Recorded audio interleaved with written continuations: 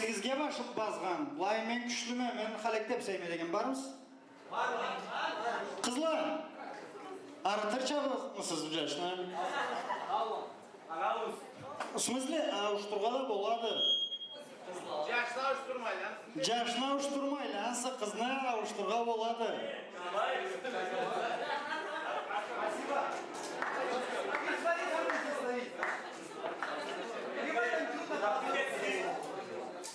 Hazır mısınız? Kızlar, avuşturma kızlar, hazır mısınız?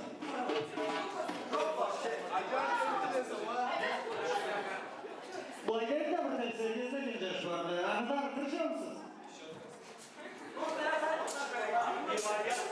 Ne? Ne kadar sonra kesme basam kızım? Bir çakır, kavalları avuştururlar.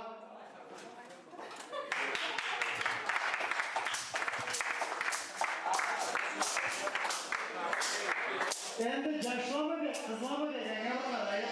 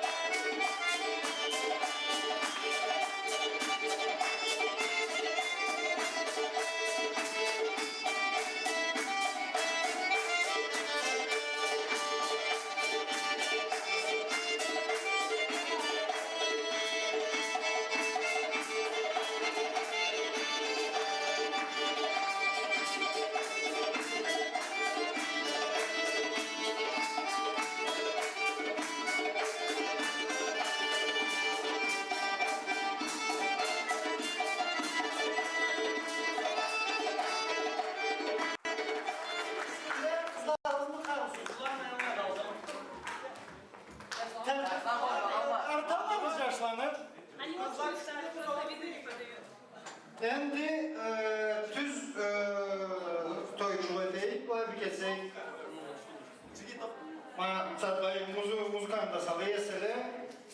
Bismillah bu anada başlayıp. Aytırgaz degen zatım birincisi yaşlı.